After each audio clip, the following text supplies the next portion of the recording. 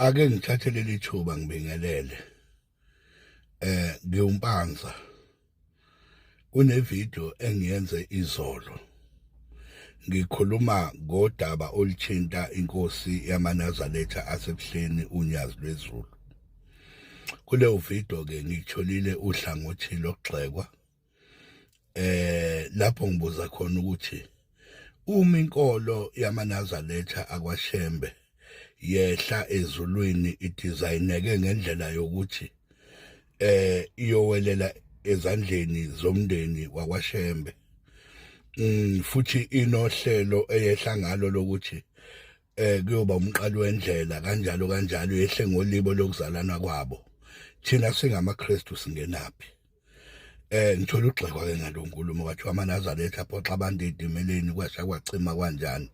Ngifuna ukuyiqondisa la lenkulumo. Inkulumo yami ingekho kumaNazaretha aphoxa abantu etimeleni kwasha kwacima kanjani. Inkulumo yami ibheke ngqo enkosini unyazi lwezulu, ukuthi ubani owake wezwa unyazi lwezulu luphoxa amaKristu na, lumile lushumayela luphoxa amaKristu. Ubani owake wezwa leyo nto?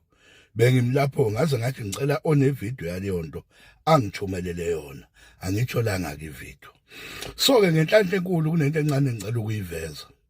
2016 bekuDisember lapha eCity Hall, cishe amaNazaretha ayo 99%, ipercent lamaKristu mhlawumbe lalo kwaku 1%. Lapha yangabamba inkonzo. NgiyumKristu mina namanje ngumKristu futhi.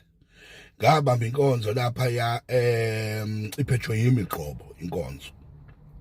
NgiyumKristu, amaNazaretha ewu99%, amaKristu ku1% eCity Hall. Leyo nkonzo ngayibamba, angitholanga ukugxekwa ohlangothini lwamaNazaretha ukuthi uyiphatha kanjani inkonzo engeyena iNazaretha.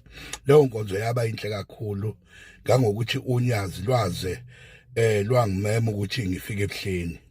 Okay. Ngafika ebuhleni. Ebuhleni bekukhona isilo umdlokombane engakebuzi lapha ya ebuhleni. Ungeke ukholwe mangutshethi inkonzo yalapho yafika yaphathwa yimi. Ngabona amaNazaretha egxuma ejabula ethi igoli liphakathi ngimile ngishumayela, ngangingaguqile nangenyawo, ngangimile nje ngithempo ngifake necathulo phansi. Lapho olwasuka unyazi kwipulpiti yalo yayingaphesheya lwayeza la engangihleli khona nomdlokombane, lwafike lwangixhawula, lwaze lwangiteketisa lwathi njalo umdlali webhola uma umbone edlala kahle uyofisa ngabe uyamthenga ethimini eze kuwe. Lwathi hayi ngiyabonga mfundisi uMpanza. Ngiqonda ukuthi unyazi aluwabandlulula amaNazaretha. Unyazi amaNazaretha njalo amaKristu unyazi aluwabandlululi. Ngangeke ngishumayele lapha unyazi lwabandlulula amaKristu. Kube seZerubhegoma eGoli. Kwaphuma imoto yayongilanda e-airport. Imoto ngilandwe uNzimande odrivela inkosi yamaNazaretha unyazi lwezulu. Izongilanda e-airport. Ngafika lapha eZerubhegoma, lwaphuma unyazi kwase kuntambama sekuhwalele.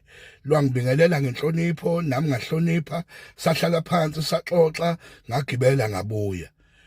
NgiyumKristu njalo ngumKristu futhi namanje ngisebandleni lamaKristu. Ngiqonda ukuveza ukuthi inkosi yamaNazaretha unyazi lwezulu wabeka amagama amnandi kimi, wathi kunento yazi Mpanza, kube kuthiwa ngempela kuhlale kumnandi ngalolu hlobo. Kubonakala ukuthi inkolo yobuKristu nenkolo yobuNazaretha akukho lapho bexabana khona. Ngathi mina lwakhuluma unyazi lwezulu. Ngizokuyeka ngijake ngiyobuka entabeni ukuthi bakhonza kanjani entabeni eKenana. Nangempela ngafika ngahlala nalo futhi unyazi entabeni eKenana. Saxoxa kwakahle kwamnandi, lwangamukela ngenhlonipho, nami ngazizwa ngihloniphekile ngiyumKristu. Bafethu ngiyafisa thina esila ebandleni lamaKristu ke siyeke lento yokuthi uma ngabe sekuwa nganoma nje suke sekuphela intshumayelo inoba thina siyakwazi ukushumayela uJesu ophilayo kumuntu, umuntu ayizwe into esikhulumayo, singagxekanga omunye ongakholwa kulokho thina esikholelwa kukho. Yona nto ke ebalekile leyo. Well, singaba nawo amaphutha ngoba kusoka lingenasici, kodwa ngifuna ukuyiqondisa la ukuthi mina bengakhulumi ngabashumayela etimeleni. Abashumayela etimeleni uma bekhuluma into ephambene neshiwo unyazi ngeke ubese mina ngoba angikhulumi ngabo.